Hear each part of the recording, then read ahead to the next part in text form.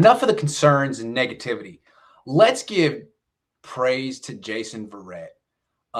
This is the first time I've seen a full healthy training camp offseason to him. He was healthy in offseason in the OTAs too.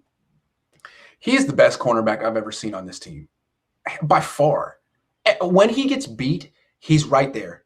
And it's like he'll have 2 pass breakups afterward in camp to make up for it. He's a joy to watch. Yeah. I wanted to do this topic, and obviously you're in camp. I think Jason Verrett is getting the Jimmy Ward, Jaquaski Tart treatment of the last couple of years, where they're a footnote for everybody that, oh yeah, Jaquaski Tart had a pass breakup, or Jimmy Ward had great coverage on this play, or Jason Verrett had terrific coverage, didn't get beat, whatever, and it's consistent every practice. But nobody sits and praises and sits and highlights the fact that, wow, the Niners have this top 10 cornerback who who came off a season where he played like a top 10 cornerback and seems trending that way again if he stays healthy. So I wanted to touch on it because it feels like every camp there's some report about Jason Verrett having another great practice, not getting beat or getting beat once maybe. And if somebody made a catch, they're automatically and you're good if they make a catch on Jason Verrett. And it might be their only catch of practice, but you'll go, Kevin White beat Jason Verrett once for a specific catch, and he's now in your good, you know? Hell yeah. So that just tells you how good Jason Verrett is. I'm glad you called him the best corner you've ever seen, because I also think the way he played last year was definitely deserving of that praise. I mean, Fred Warner and Jimmy Ward were obviously both spectacular last year, but what really changed this defense for Robert Saleh and allowed him to get as creative as possible was having Jason Verrett. I mean, just look at the difference in the week 1 game plan versus Arizona compared to week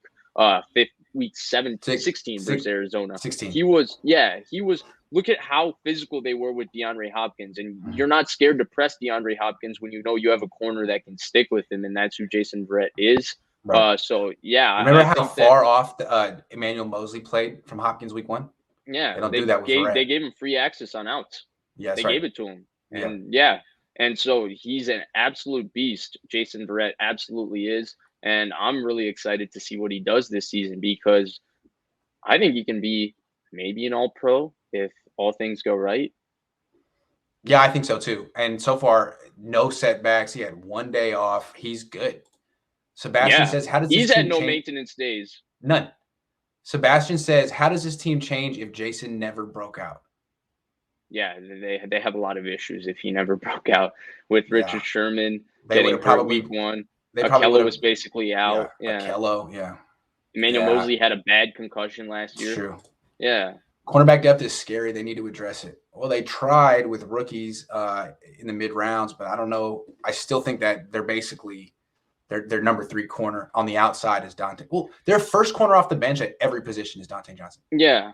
Inside, outside. Because he was their replacement in the slot for when Jamar Taylor tore his ACL last year. So we'll have to see. Ambry Thomas, I mean, taking him when he had a year off, it seems like he is going to be a while.